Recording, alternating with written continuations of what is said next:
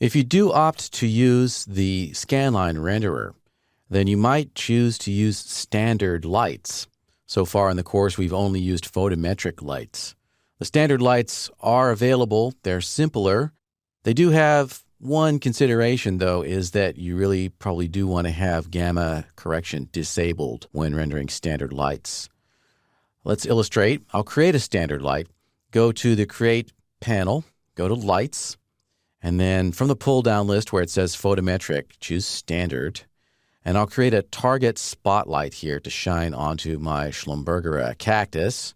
Target spot. And in the front viewport, click and hold down the mouse and drag, and then release. And I've created the light and its target. Right-click to exit out of that tool. And then we can just focus that light going over to the top view, grab the Move tool, and then click on the light itself, and then just move it a little bit. We can adjust the softness of the light using its fall off and hotspot radius. With it still selected, I can go over to the Modify panel. And then we've got our hotspot and fall off. I'll just reduce the hotspot radius to give it a softer look. By default, gamma correction is enabled in 3ds Max. And gamma is the contrast curve of an image. In the early days of computer graphics, there was no gamma correction at the rendering stage. Gamma correction actually happened inside the lights themselves.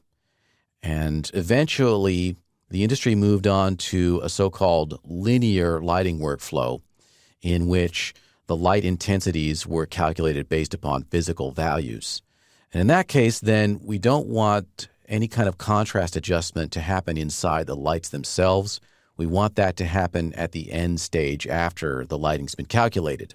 What this means is if you're using photometric lights, then they're working in a linear space, but in order to output to a standard gamma-corrected image file, we have to have gamma correction on for photometric lights.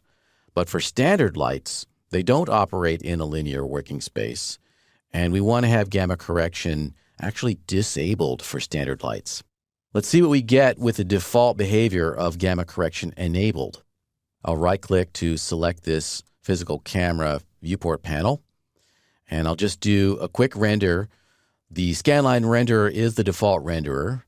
When I click on Render Production, we will get the scanline renderer. I've already set up some of the parameters, such as the resolution. And that looks pretty good, but it's actually a little bit washed out, and it's because of the gamma correction. And I'm going to go ahead and turn gamma correction off.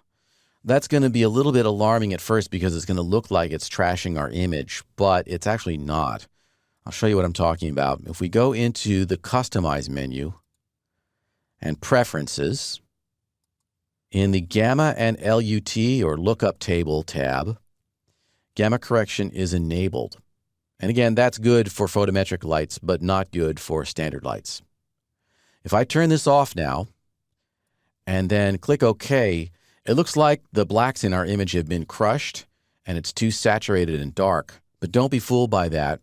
That just happened because our rendered frame window was open when we changed that gamma correction setting.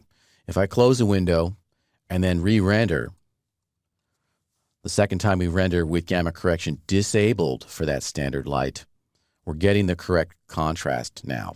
Okay, so it's not actually totally necessary that you disable gamma correction for standard lights, but it is a best practice. When you're finished working with standard lights, and if you want to use photometric lights, you would want to go in and re-enable gamma correction.